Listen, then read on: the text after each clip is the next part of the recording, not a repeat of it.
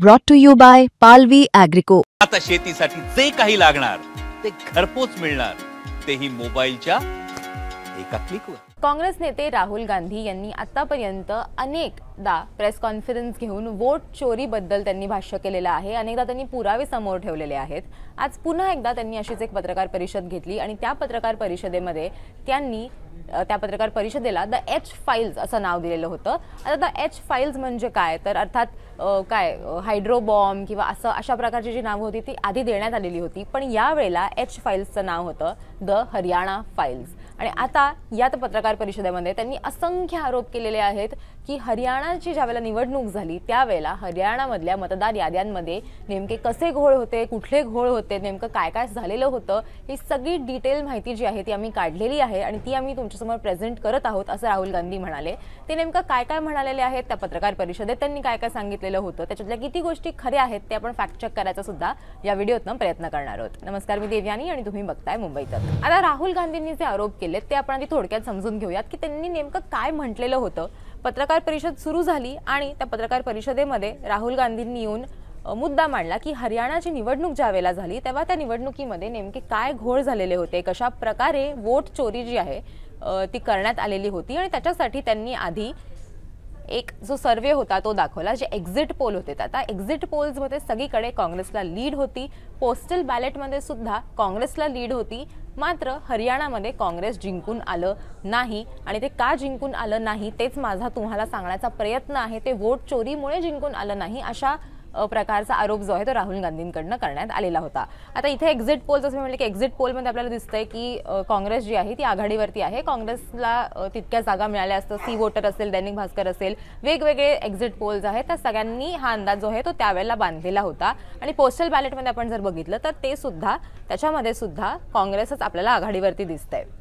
मग नेमकं काय झालं तर राहुल गांधींचा असा आरोप होता की हरियाणामध्ये ऑपरेशन सरकार चोरी, वोट चोरी असं एक जे आहे ते सुरू झालेलं होतं। ऑपरेशन सरकार चोरी, a plan was set in motion to convert काँग्रेसची landslide victory into a loss असं राहुल गांधींचं म्हणणं होतं। म्हणजे आम्ही जे खूप मोठ्या संख्येनं हरियाणामध्ये निवडून आलो असतो ते आम्ही जिंकून येऊ नये याच्यासाठी एक प्लॅन जो आहे तो करण्यात आला आणि तो प्लॅन काय होता तर तो वोट चोरीचा प्लॅन होता असं त्यांचं म्हणणं होतं।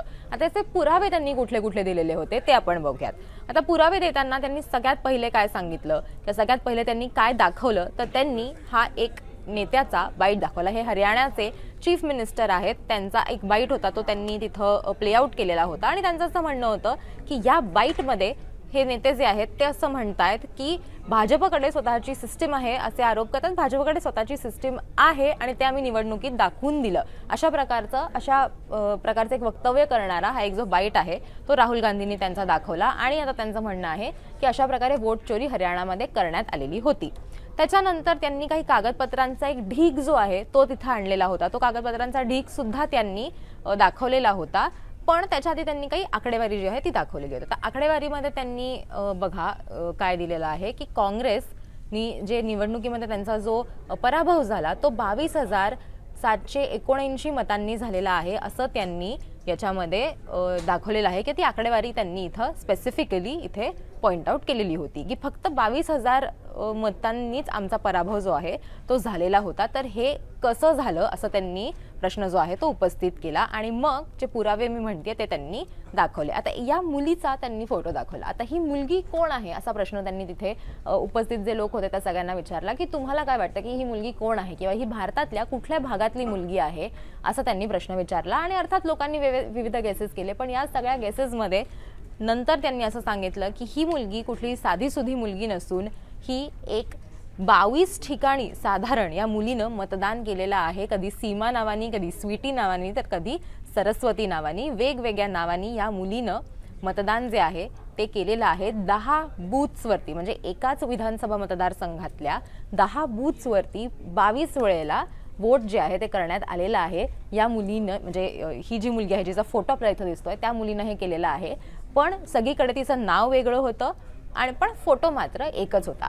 तर ही मुलगी कुठली आहे असं त्यांनी अनेक लोकांना विचारलं आणि मग ते विचारल्यानंतर त्यांनी असं सांगितलं की ही मुलगी भारताची नसून एक ब्राझिलियन मॉडेल आहे आणि या ब्राझिलियन मॉडेलचा फोटो वापरून इथं ही मतदानाच्या यादीमध्ये हिचं नाव इन्क्लूड करण्यात आलेलं होतं आणि 22 ठिकाणी 10 बूथ्सवरती साधारण 22 वोट्स जे आहेत ते देण्यात आलेले होते या फोटोवरनं.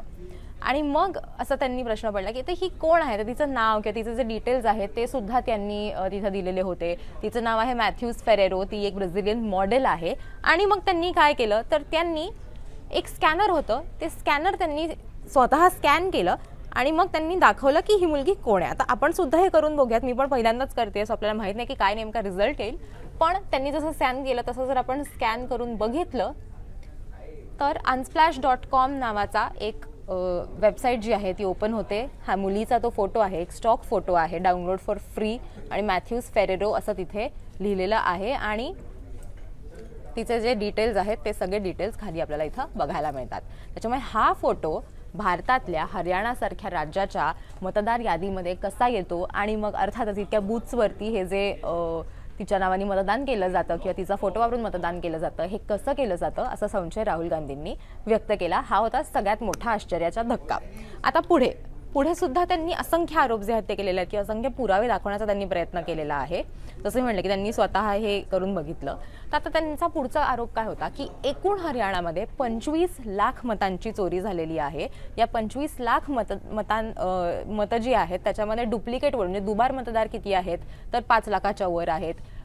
चुकीच्या पत्त्यावरचे किती आहेत तर साधारण 1 लाखापर्यंतचा तो आकडा आहे. बल्क वोटर्स किती आहेत तर त्याचा आकडा सुद्धा इथे दिला आहे. म्हणजे एकूण साधारण त्यांनी दिलेला आहे की 25 लाख मतांची जी चोरी आहे ती हरियाणामध्ये झालेली होती. आणि ज्या वेळेला त्यांनी म्हणजे याच्या आधीच्या पत्रकार परिषदांमध्ये त्यांनी जेव्हा कर्नाटक असेल किंवा इतर राज्यांमधलं महाराष्ट्रातले सुद्धा ज्या वेळेला त्यांनी असेच दुबार मतदार किंवा असे सगळे जे घोळ दाखवण्याचा प्रयत्न केला होता त्यावेळेला निवडणूक आयोगाकडून त्यांना जी माहिती मिळाली होती त्याच्यामध्ये फॉर्म 6 आणि फॉर्म 7 म्हणजे मतदारांचं ॲडिशन आणि डिलिशन या दोन्हीचं त्याच्यामध्ये माहिती होती किंवा ती त्यांना मिळालेली होती. पण त्यांच्या या पत्रकार परिषदेनंतर आता त्यांना ही माहिती मिळालेली नाहीये. त्यांनी असं तिथे मेन्शन पण केलेलं आहे की महादेवपुरा आणि आनंदमध्ये जे झालं त्याच्यानंतर इलेक्शन कमिशन म्हणजे निवडणूक आयोग फॉर्म 6 आणि फॉर्म 7 ची जी माहिती आहे ती आम्हाला देत नाहीये. पण आमच्याकडे जी माहिती आलेली आहे जी निवडणूक आयोगाकडनं आमच्यापर्यंत आलेली आहे त्यांची ऑफिशियल ती माहिती आहे त्याच्यातनं तरी सध्याचं दिसतं की 25 लाखांपेक्षा जास्त साधारण मतदार जे आहेत ते खोटे आहेत किंवा तेवढ्या मतांची वोट चोरी जी आहे ती झालेली आहे. पुढे आपण बघूयात की त्यांनी आणखीन काय आरोप केले. आता हे सगळं झालं, त्यांनी सगळे की ते कुठे किती फेक वोटर्स आहेत वगैरे वगैरे त्यांनी सगळं सांगितलं. त्याच्यानंतर त्यांनी एक कॅल्क्युलेशन साधारण दिलेलं होतं की हरियाणामध्ये एकूण 2 कोटी मतदार आहेत, त्याच्यातल्या 25 लाखाची चोरी झालेली आहे. म्हणजे 8 पैकी प्रत्येक एक मत जे आहे ते चोरी झालेलं आहे. म्हणजे 12.5% साधारण मतांची चोरी जी आहे ती हरियाणामध्ये फक्त झालेली आहे असं त्यांचं म्हणणं होतं. याच्या आधी आपण बघितलं होतं की पत्रकार परिषदेमध्ये त्यांच्या पत्रकार परिषदांमध्ये त्यांनी दुबार मतदार किंवा चुकीचे पत्ते हे सगळं जे आहे ते त्यांनी दाखवलेलं होतं. तेच त्यांनी आता यावेळेला सुद्धा दाखवलं की फेक फोटो वापरून काय करण्यात आलेलं होतं. अँड इट गेट्स बेटर असं त्यांनी इथे लिहिलेलं आहे.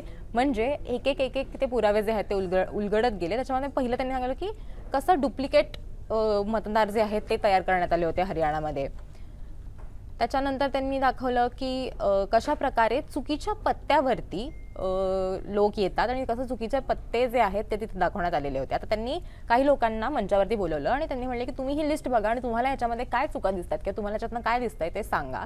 तर लोकांनी अर्थात पॉईंट आउट केलं की एकाच महिलेचा फोटो हा किमान 9 ते 10 वेळेला आपल्याला इथं बघायला मिळतो या यादीमध्ये आणि तिथं नाव वेगळं आहे किंवा पत्ता वेगळा आहे किंवा घराचा क्रमांक जो आहे तो वेगळा आहे. आणि हे लोकांनीच येऊन मंचावरती पॉईंट आउट केलेलं होतं.